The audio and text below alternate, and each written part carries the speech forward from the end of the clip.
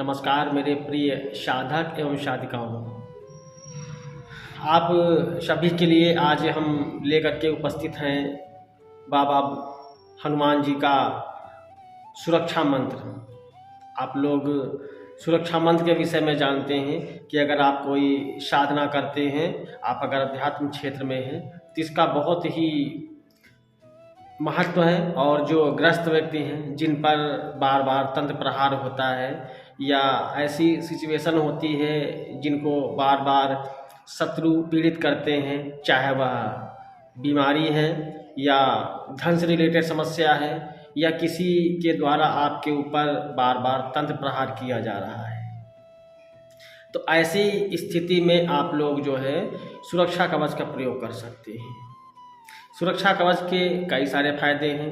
एक, अगर आप के ऊपर आकस्मिक दुर्घटना का भय है, आपके ग्रह नक्षत्र अगर सही तरीके से नहीं कार्य कर रहे हैं, आपको ऐसी अंदेशा है, संभावना है, तो आप अपने ऊपर सुरक्षा कवच का प्रयोग करें। सुरक्षा कवच का जो प्रयोग है ये है हर साधक या साधिका या एक नॉर्मल गृहस्थ व्यक्ति इंसान कर सकता है। इसमें कोई ज़्यादा भयभीत होने की आवश्यकता नहीं है।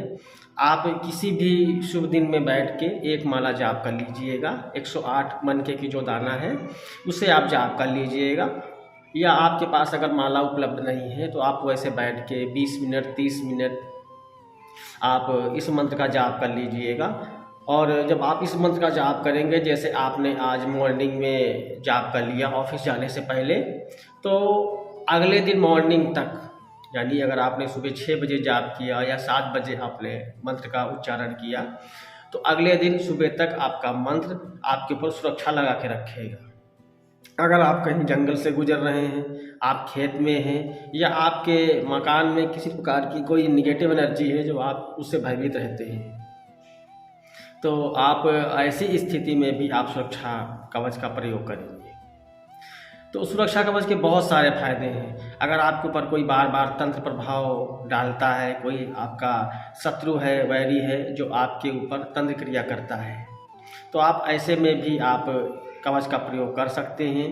कवच जब आपके ऊपर लग जाएगा तो वीर हनुमान आपकी सुरक्षा करेंगे, और जहां हनुमान जी की सुरक्षा आपके ऊपर लग जाएगी, कोई भी शक्ति आपका अहित नहीं करेगी। जैसा कि आप लोग सुनते भी होंगे कि हनुमान जी का नाम लेते ही जो भूत प्रेत हैं, निगेटिव एनर्जी है, वहाँ से वो भाग खड़ी होती है। तो इसलिए सुरक्षा कवच आपको करना चाहिए।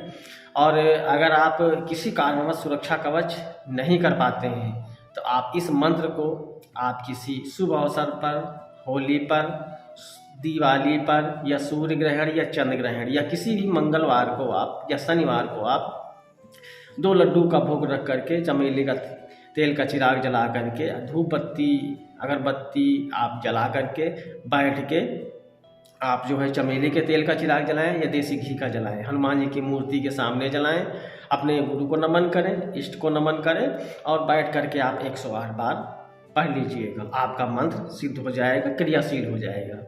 उसके बाद आप क्या करेंगे, इस मंत्र से आप सुरक्षा धागा तैयार करेंगे। आप अपने लिए भी तैयार कर सकते हैं, और आप अपने घर में कोई बालक है, बालिका है या किसी वृद्ध व्यक्ति है या सामने आपका कोई क्लाइंट है, पेशेंट है, आप उसे भी तैयार करके दे सकते हैं। तैयार करने की सिंपल सी विधि है कि आप जो है मंत्र को पढ़ेंगे, 7 बार मंत्र को पढ़ेंगे, फूंक मारेंगे और गांठ लगा देंगे, यानी आपकी एक गांठ हो जाएगी 7 बार मंत्र को पढ़ने में। फिर ऐसे ही फिर 7 बार मंत्र को पढ़ेंगे, फिर गांठ लगाएंगे, फिर आपकी दूसरी गांठ तैयार हो जाएगी। इस प्रक्रिया में आप जो है अपने धागे पर 7 गांठ लगाएंगे, यानी 7 सत्ते 49। तो आप 49 बार मंत्र आपका हो जाएगा और आपका धागा तैयार हो जाएगा। आप 11 गांठ भी लगा सकते हैं, 21 गांठ भी लगा सकते हैं, तो आपकी इच्छा पे है, आपकी जो है जो आत्मविश्वास है उसके ऊपर है कि आप कितने में संतुष्ट होते हैं, कि आपका मंत्र कितना क्रियाशील है। और अगर आप करना चाहें तो इसे जो है 3 दिन या 5 दिन बैठ के नित्य जाप भी कर सकते हैं, इससे मंत्र और क्रियाशील हो जाएगा। और आप इसका सुरक्षा कवच में प्रयोग कर सकते हैं। दूसरा, आप जब आप साधना कर रहे हों तो साधना के समय भी आप इस मंत्र का पढ़ते हुए आप उंगली में ऐसे मंत्र को मुद्रित कर लीजिएगा और उसी उंगली से अपने चारों ओर दायरा खींच लीजिएगा। अगर आपके पास चाकू उपलब्ध है या कोई लोहे की कील उपलब्ध है तो आप उसे भी फूंक मार के अभिमंत्रित कर लेंगे। अभिमंत्रित करने के बाद आप जो है उसे अपनी चारों ओर क्लॉकवाइज गोल राउंड खींच लेंगे अपने आसन से लगभग 1 मीटर की दूरी तक। इससे क्या होगा, कोई भी शक्ति आपकी अहित करने वाली आपके पास नहीं आएगी। और जो निडर साधक हैं वो कवच की उनको आवश्यकता नहीं है, तो ऐसे भी साधना कर सकते हैं। तो आपको शायद इसका प्रयोग विधि मालूम हो गई है। अब आपको हम मंत्र बताते हैं तो आप लोग मंत्र को नोट कर लीजिए। मंत्र इस प्रकार है।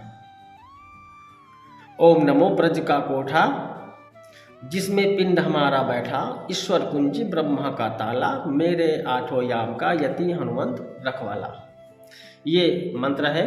तो मंत्र बहुत अच्छा मंत्र है। आप मंत्र को नोट करें और नोट करने के बाद कंठस्थ कर लें। कंठस्थ करने के बाद आप इसे जाप करके सिद्ध कर सकते हैं। और इस मंत्र बहुत ही क्रियाशील मंत्र है, प्रचलित मंत्र है। आप इसे जितना आप जाप करेंगे उतना ज़्यादा क्रियाशील हो जाएगा। तो आप लोग मंत्र को पुनः सुन लीजिए। ओम नमो वज्र का कोठा जिसमें पिंड हमारा बैठा, ईश्वर कुंजी ब्रह्मा का ताला, मेरे 8 याम का यति हनुमंत रखवाला। तो ये वीर हनुमान का मंत्र है। आप इसे कंठस्थ करिए, याद करिए, सिद्ध करिए। सिद्ध करने के बाद आपने आपको लाभान्वित करिए। जय शिवा शक्ति। नमस्कार।